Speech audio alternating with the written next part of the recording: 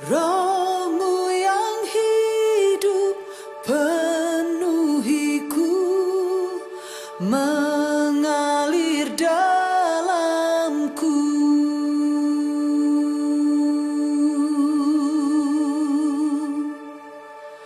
Jiwaku tenang bersamamu dalam naungan-Mu.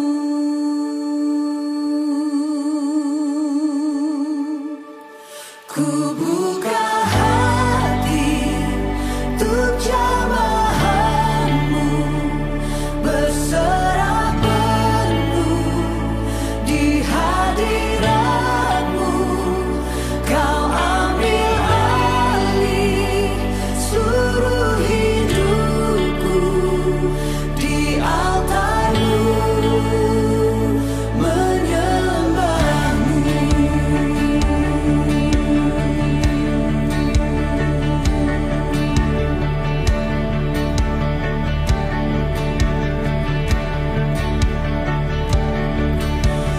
Roh-Mu yang kudus, pulihkanku. Engkaulah damaiku. Ku hidup oleh anugerah-Mu yang menyertai-Mu, yang menyertai-Ku.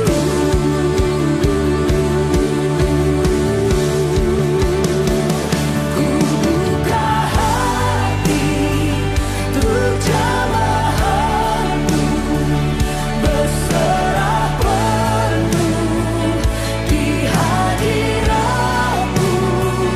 Kau ambil alih seluruh hidupku di altar-Mu, menyembah-Mu.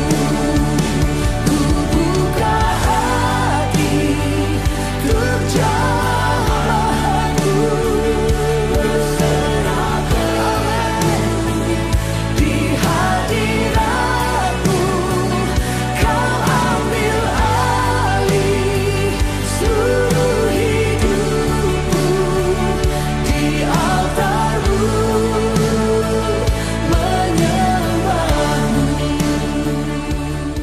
Shalom saudara yang dikasihi Tuhan. Hari ini kita ada dalam suasana istimewa, suasana spesial, karena kita ingin memperingati hari pencurahan Roh Kudus atau hari Pentakosta, hari ketuangan Roh Kudus atau hari datangnya Roh Kudus. Secara lengkap kita akan mengikuti pembacaannya, tentu dari Kisah Rasul pasal yang kedua, mulai ayat pertama. Kisah Rasul pasal kedua ayat yang pertama. Pentakosta. Ketika tiba hari Pentakosta, semua orang percaya berkumpul di suatu tempat. Tiba-tiba turunlah dari langit suatu bunyi seperti tiupan angin keras yang memenuhi seluruh rumah di mana mereka duduk.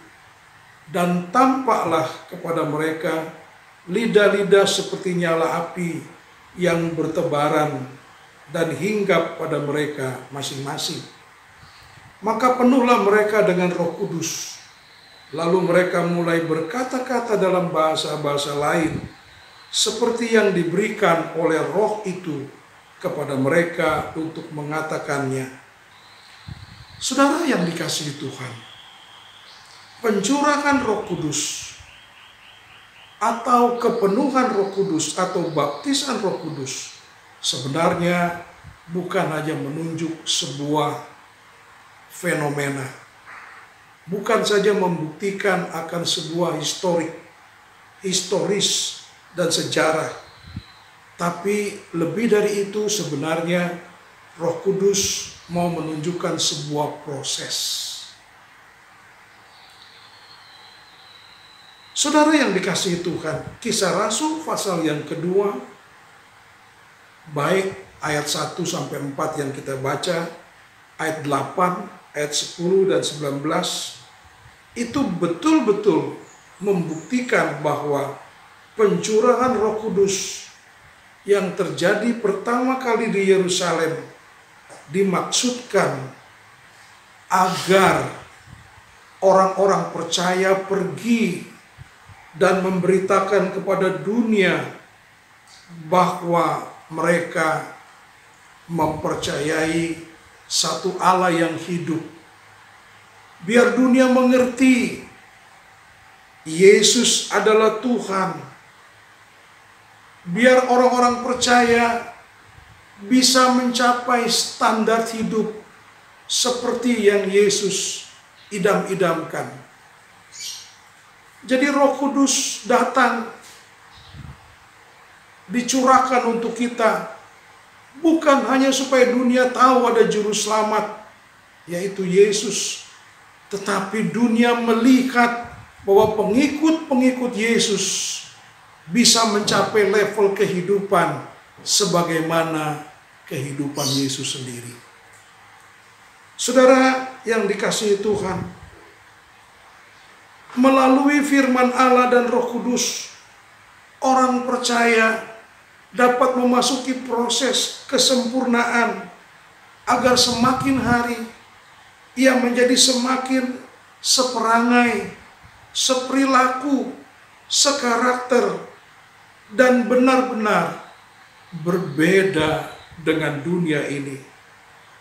Keadaan orang-orang yang lahir baru betul-betul mengalami keubahan, dibaharui, dan berbeda dengan orang dunia, dengan orang-orang yang hidup di dalam dosa. Saudaraku, baptisan Roh Kudus memungkinkan setiap kita menerima kuasa, sebab di samping Roh Kudus diartikan sebagai exousia, sebagai otoritas, dia juga disebut sebagai dunamis, sebagai kuasa, sebagai the power. Saudaraku yang dikasihi oleh Tuhan, supaya dengan kemampuan Roh Kudus kita bisa memuliakan Kristus dengan seluruh perangai, perilaku, biar warna hidup kita, ritme hidup kita, tempo hidup kita boleh memuliakan Yesus. Roh Kudus penuhi hatiku, Roh Kudus jamahlah hatiku, Engkau kekuatan dalam jiwaku. Ku mau jalan dengan kuasa-Mu, Roh Kudus jagai hidupku, Roh Kudus urapi hidupku, Engkau kekuatan dalam jiwaku. Ku mau jalan dengan kuasa-Mu, dicurahkan sekarang. Ku rindu kuasa Roh Kudus penuhiku, curahkanlah sekarang. Ku rindu karya-Mu Roh Kudus nyata di dalamku.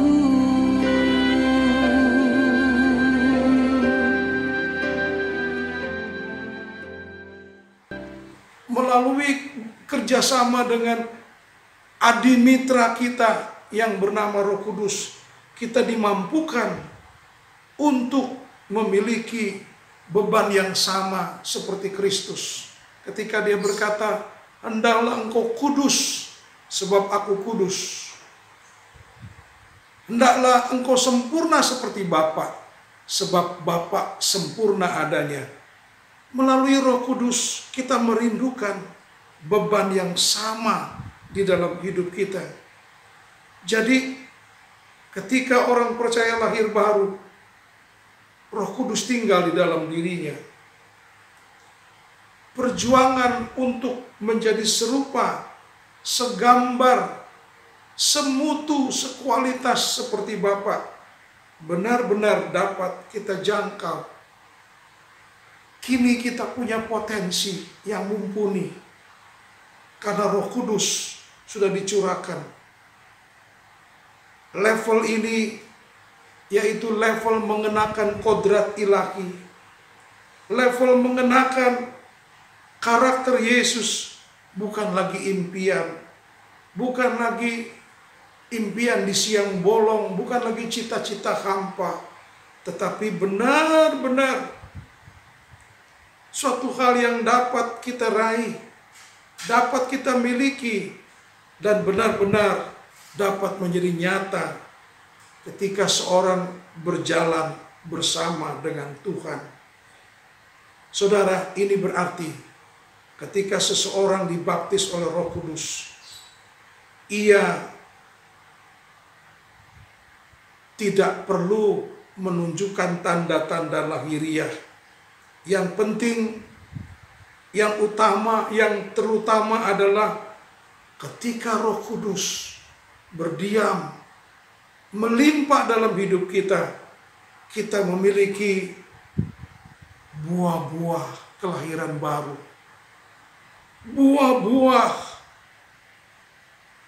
seorang yang mengenakan kodrat Kristus. Buah-buah, benar-benar buah-buah seperti yang Kristus idamkan. Saudaraku yang dikasihi Tuhan, kata Roh Kudus atau kata penolong, ia juga bisa berarti pembela, bisa berarti penghibur, bisa berarti mewakili kita untuk memperjuangkan kebenaran kita.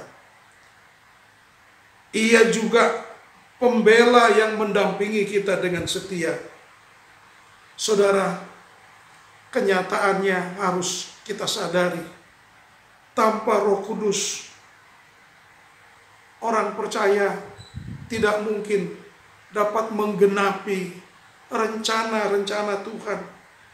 Tanpa Roh Kudus, kita tidak pernah dapat menjadi manusia seperti yang diidam-idamkan oleh Tuhan.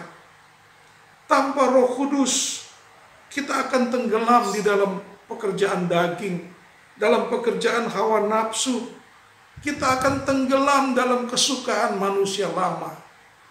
Hanya melalui Roh Kudus, kita dapat tenggelam dalam kasih Tuhan, kemampuan Tuhan, karakter Tuhan, selera Tuhan, dan kesukaan Tuhan. Saudara, Roh Kudus yang mendiami kita, Roh Kudus yang menuntun dan mengarahkan kita adalah Roh Kudus yang membuat kita menjadi semakin peka, semakin sensitif, sehingga kita makin mudah diolah, makin mudah dikelola, makin mudah digarap, makin mudah dicipta ulang dan didaur ulang, agar kelak kita mencapai sebuah standar mulia persis seperti Kristus sendiri.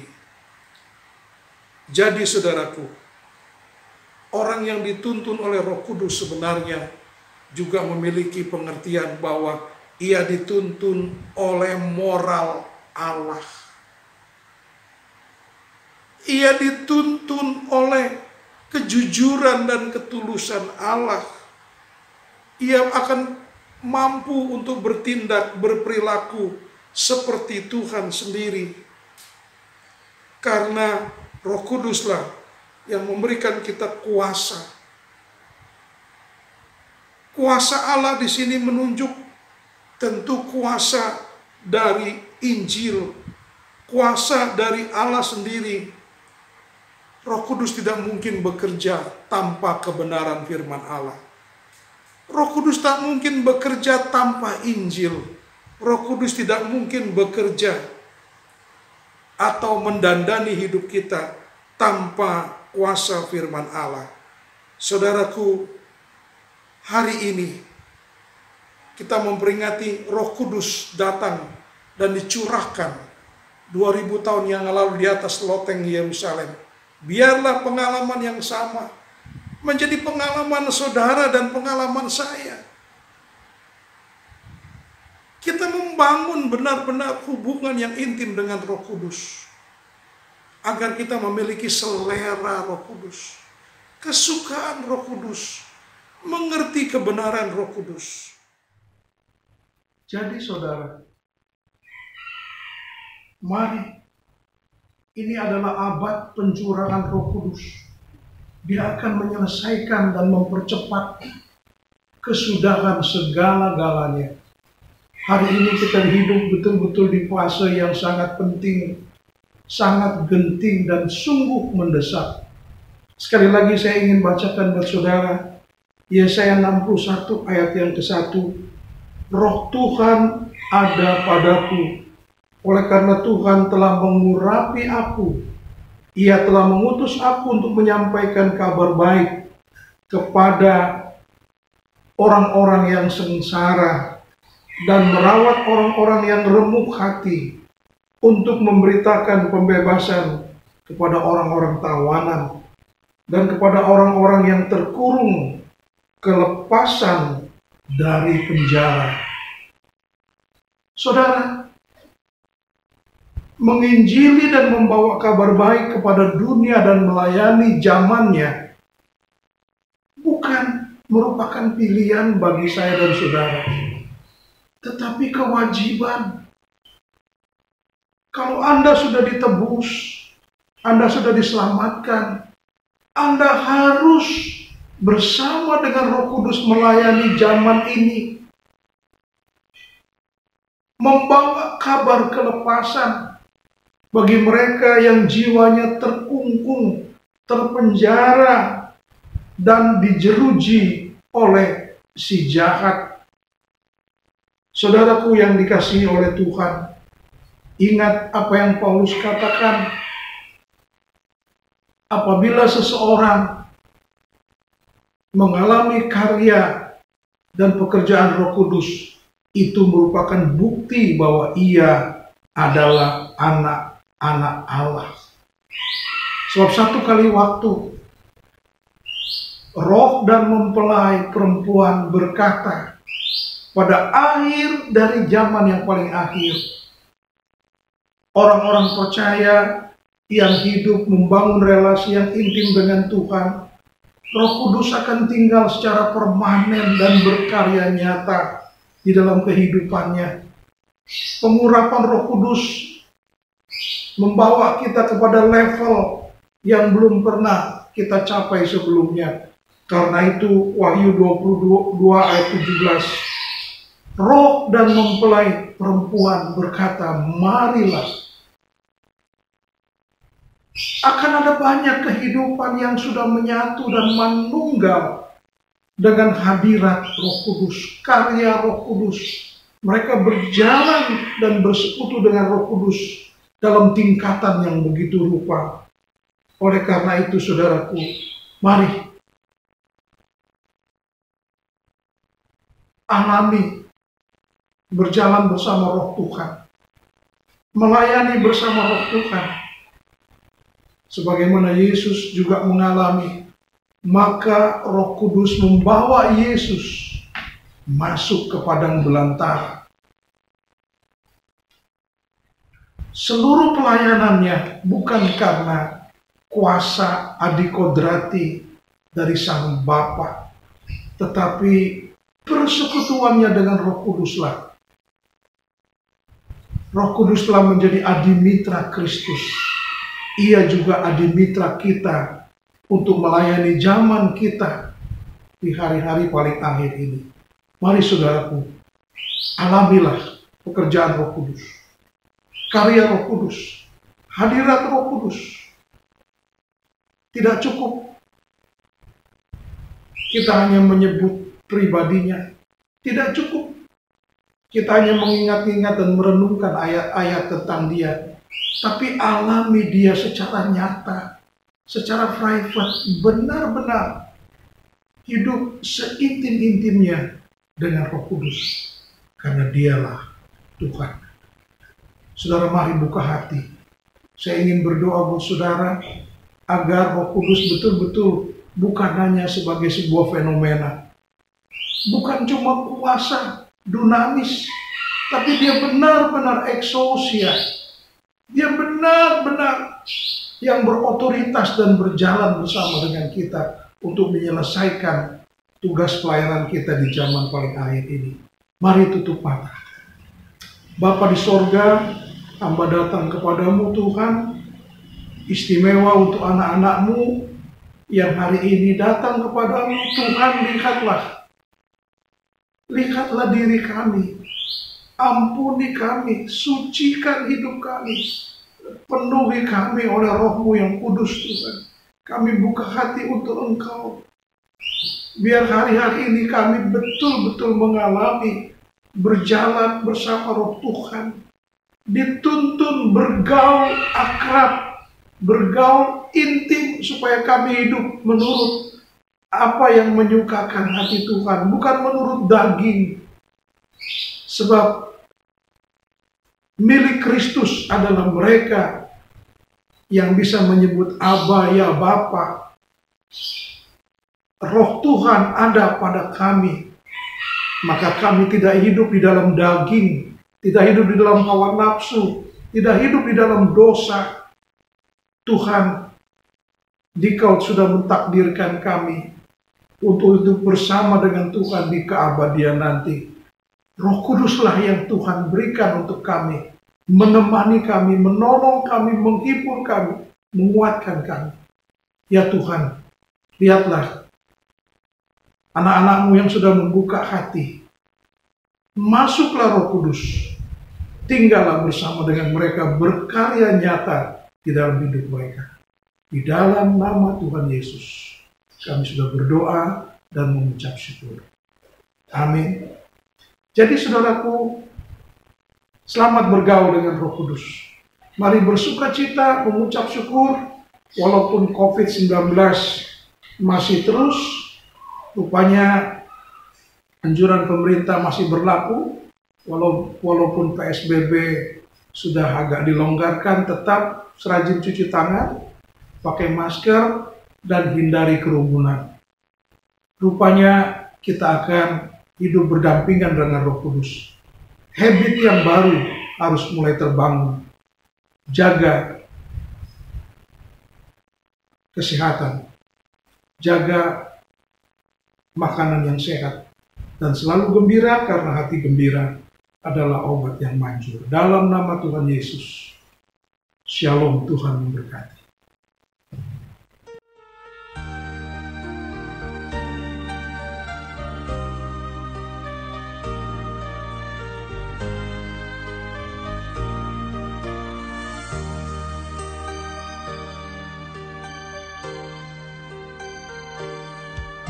Dia seperti air yang mengalir di hatiku.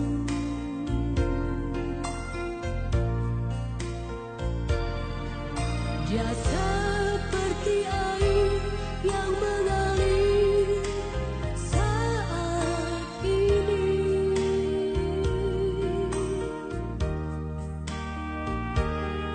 Dia menjamah hatiku, juga menjamah hatimu. Dia seperti